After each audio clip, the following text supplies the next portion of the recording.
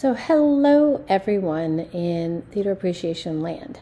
As you can see, I'm wearing a paint shirt today because we have been painting the set for The Importance of Being Earnest. And so my time is a little frazzly right now. But what I wanted to do is, first of all, tell you guys how amazing, and I tried to put this in an announcement, but it wouldn't, for some reason, it wouldn't add it. But you guys did an amazing job on the Antigone videos. I enjoyed them thoroughly. There was some really creative, funny. There were some that I watched more times than I'd like to admit because I was cracking up. So thank you for that, because I do these assignments, and I hope you guys are enjoying the class so far. But I do these assignments because I want it to be more engaging and entertaining for all of us. I don't like to just read a bunch of essays and then grade them. And plus, a lot of you are really, really creative, and this also lets me see who might be great for the acting classes. So those you will be able to sign up for Acting 1 if you're interested in the spring coming up. And I'm not sure if we're going to have our tech class again, Applied Theater Arts, but as soon as I know, I will let you know. Also, one more announcement. I'm going to check and make sure, but I'm 98% sure that I'm going to be offering an what do you call it? Sorry, guys. It's been a long day. Extra credit assignment for you for coming and seeing the show and then doing a write-up on the show, our show, not just The Importance of Being Earnest. Because as you know, October 2nd through 4th, we are performing The Importance of Being Earnest at the Claremont Black Box Theater at the Claremont Arts and Recreation Center in Claremont. All right. So without further ado, I am going to, because I know we have some questions and I've gotten some emails. And so also just want to mention to you that on Tuesdays and Thursdays, it's very difficult to get a hold of me. This is a treat for you. I just want you to know. But I wanted to reach out to you guys so that if you are lost, you don't think that I'm ignoring you, because I am not. But Tuesday and Thursday, my entire day is at the Arc. And then we leave and we come back to the Claremont campus and we build the set. So it's been a little frazzly, a little crazy. So please give me some grace with that, so that I will get to your questions and everything, but I will usually answer you on Monday, Wednesday, and Friday. And then if I'm not completely just exhausted, I will answer you on the weekends as well. All right, so we will start with the assignment, the Macbeth.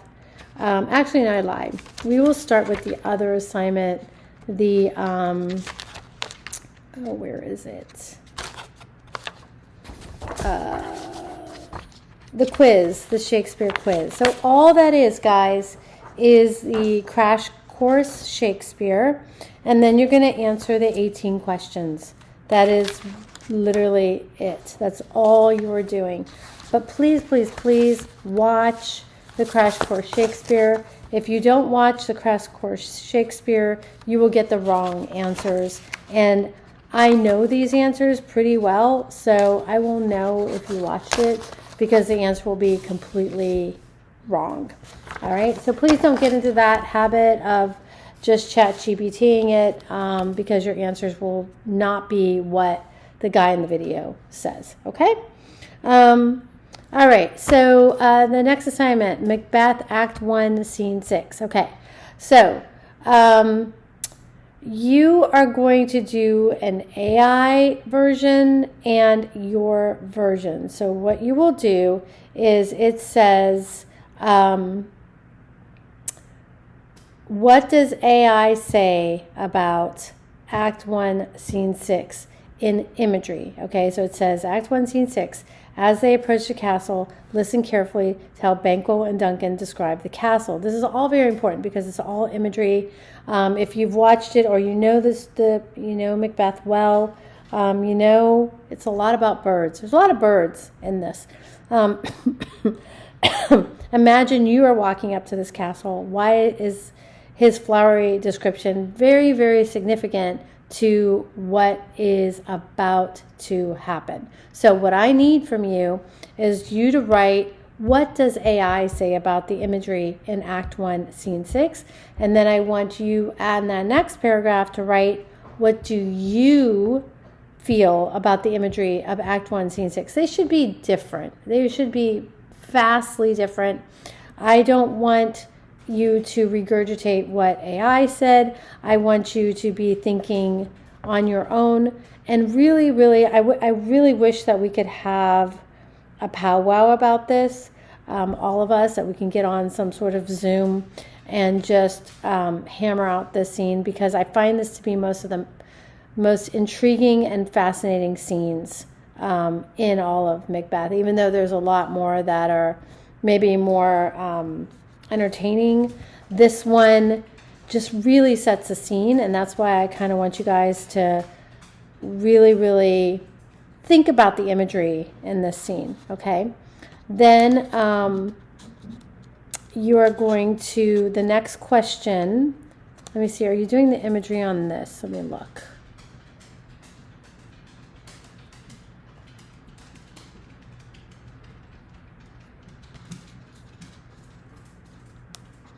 Okay, so for the next part of this, yes, for the second question, you are also going to tell me AI and your thoughts, okay? What is Lady Macbeth feeling right now as Banquo and Duncan arrive, okay?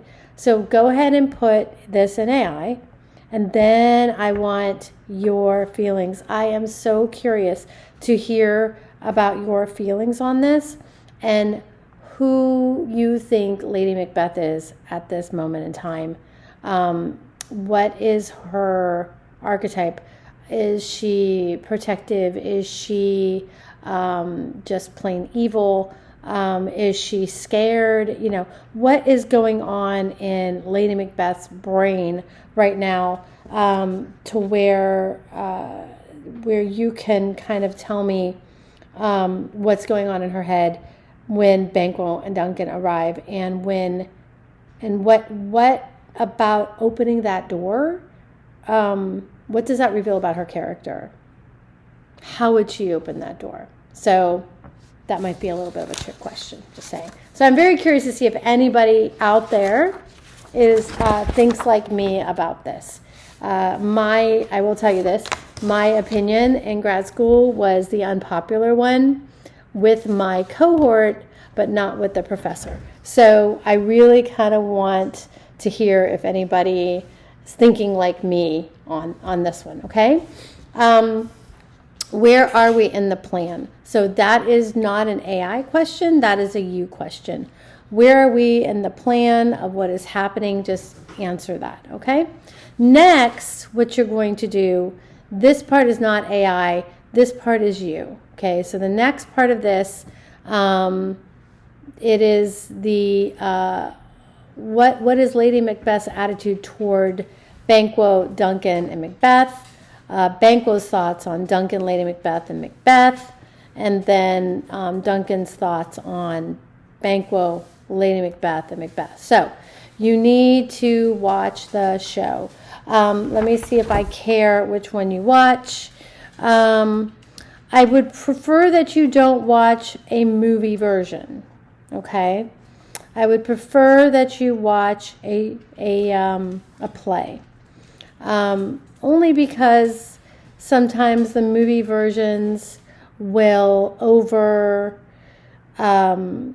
dramatize. I mean, not that you obviously want this to be dramatic, but it's going to show it in a Hollywood way. I really want you to get that grit of what it looks like on stage and how they portray that. Because with the movie you get all the cool angles and everything. I don't really want you to have those angles. I want you to be watching a play. If you've already done this assignment and you did it that way, I could reassign the assignment to you. But I did give you a play to watch already, and I gave you the script as well with the translation on it. So I just want you to answer basically those questions, and that's the entire assignment. That's all you have to do. So what I tell my acting students, and this kind of applies to you guys as well, is, all of these characters have a certain want or desire or conflict. So what do you think Lady Macbeth wants? What do you think Banquo wants? What do you think Duncan wants? What do you think Macbeth wants? What do you think? Oh, that's everybody, isn't it? What do these characters want more than anything? And, and you can say, oh, well, Lady Macbeth just wants her husband to be king. Okay, well, that's one layer. So really, really, really down, if you pull those layers off, what is her passion? What does she really, really, truly want? And they all have a want. Banquo has a want. Macbeth has a want. Maybe Macbeth is just for him to be left alone from Lady Macbeth. Who knows? But what do these characters want more than anything? Who is in their way? And you can answer that question very easily with these characters. Who is in their way? And what are they going to do to get it? So this is an acting exercise for sure, but this applies very much to some of the work that we do in here, especially this assignment. You really want to dig deep and figure out, what does Lady Macbeth want? What does Duncan want? What does Banquo want? What does Macbeth want? Who's in their way? Your answers can be very different on who's in their way. I don't want to give too much away, so I'm not going to say any more about that. All right, and so I think that is it on that assignment. And now my favorite. Okay, Anonymous. So, where is this movie? How come I have to pay for it? Okay, in your syllabus it says, in lieu of, and I don't know how it's worded, but in lieu of a textbook, you have to watch Anonymous, and you have to watch The Importance of Being Earnest. The Importance of Being Earnest that you need to watch is a 2003 version of it that Reese Witherspoon and Colin Firth are in. Trust me, it's very enjoyable. It's great. It's a great show. I really like the way they depict Oscar Wilde. I think they did a great job with it. Some of the, I'll be honest with you, some of the plays are boring. So that's why I'm allowing you to watch the movie version of this, because I think they do a good job of capturing the essence of the show. Excuse me. Anonymous, life-changing, especially if you're a Shakespeare fan. Life-changing.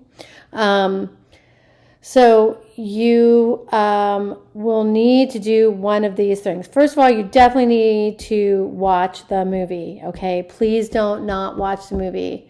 Please don't look it up on Rotten Tomatoes and tell me it's low-key boring, okay? Because it's not. If any of you have watched Anonymous already, you know that this is not a boring movie, and it's fantastic, and it just might change the way you think about a lot of things. So your assignment is to watch the movie. Now, I don't want you to read anything verbatim, and I've had already people reading verbatim, and I'm taking off points in the rubric. Don't read verbatim. You need to know what you're talking about. Just like right now, I have notes here, but I'm talking to you. I want it to be very conversational. Some of you are doing a great job of being conversational. Others are reading it like you're reading a script. Please don't do that, okay? I want you to know. I want you to talk to me like as if, we saw each other on campus. Hi, Professor Lindstrom, and, we're sitting at the cafe, and you're telling me all about this movie, all right?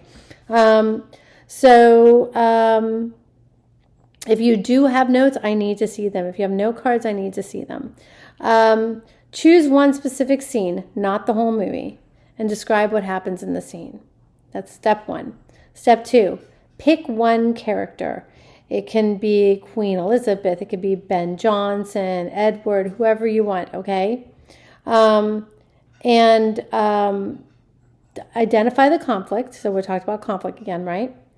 Explain how this connects to theater or authorship, and include your opinion or decision about the character's choice. Okay? So I'll say that again. So you're going to figure out the character's conflict. All of these that I have listed here for you are kind of clues on what to do next. Don't miss these little clues here because it's on the rubric and you'll get points taken off. Okay? Shakespeare theory. You are going to share your view on whether this film is convincing. Back your answer up with examples from this film. I don't want you to say, I don't believe that this is convincing because it's just not. That's not backing it up. I want cold, hard facts. You guys are the generation of fact checkers. I'm going to fact check you on this one because I know this movie well. So I want examples, good examples from the film. Impress me, okay? And then step 4, pick a key scene to reimagine for the stage. Describe how to use costume, set, lighting, and tone. Include verbal descriptions, sketch, or visual aid. Okay? So you're going to figure out a key scene to reimagine for the stage.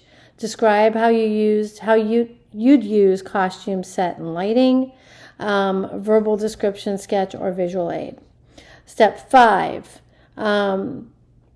give an honest response of how the film affected your view of theater or Shakespeare. Avoid vague answers like it was cool or I liked it, okay? So your total video should be between 3 to 5 minutes. Your voice is clear and I'm able to understand you. You uploaded the video correctly to Canvas. You cited any outside visuals or sources. So remember, everything should be in a university, an EDU source, okay? You use your own ideas and voice throughout the assignment. All right, so let me see one thing here really quickly. Did I have you guys...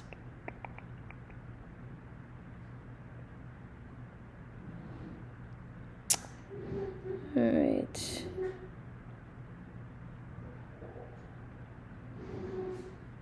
Yes, so you're doing all the steps. That's what I thought. All right, yeah, you're doing steps 1 through 5. Now, I know I was looking at this, and I know that step 1 and step 4 seem very similar, but that is the, you're going to describe what happens in this scene, and then for step 4, you can reimagine a different scene if you want. It doesn't have to be the same scene. This is so that I know that you watch this movie. Invite friends over, pop some popcorn, y'all, and just watch it. It's not long. And like I said, the whole point of this class is for you to learn something that you didn't know before and to have fun while doing it. Okay, so I don't want to do big, boring essays. That's not my style. I want you to be very hands-on. And again, like I said, I love to watch your creativity. Okay? So if there are any other questions, I know I talked a long time, but I wanted to get back to you guys. I didn't want you to think I was neglecting you because, my actors take up so much time. If you're still watching this, I do want to announce that one of the people in your class is going to be Creon for our next show, Antigone. So Montrellis, who is part of our Digital and Performing Arts program, is one of your classmates, and he auditioned, and he is going to be Creon for Antigone, and you guys all know who that is. So I really hope to see you guys all at the show. I hope to see you all at Importance of Being Earnest. Like I said, I'm going to check with the powers that be to make sure that I can use that as a extra credit. It will be worth 30 points of extra credit, which is, I think, pretty decent. You will have to write on the show, our show, not just the importance of being earnest, meaning you're going to need to know and be able to describe the characters in our show. Okay? With all that said, I hope you have a wonderful weekend. Enjoy your time. I'm about to watch, who am I watching? The Patriots? No, not the Patriots. The Packers and somebody else. There's a game coming on, so if you're a football fan, there's a game very soon happening right now. Have a wonderful next week, and take your time on this assignment. And that's the other thing I want to tell you. This is not due until the 21st. Consider it a gift. Merry Christmas early. You're welcome. Talk to you soon. Bye.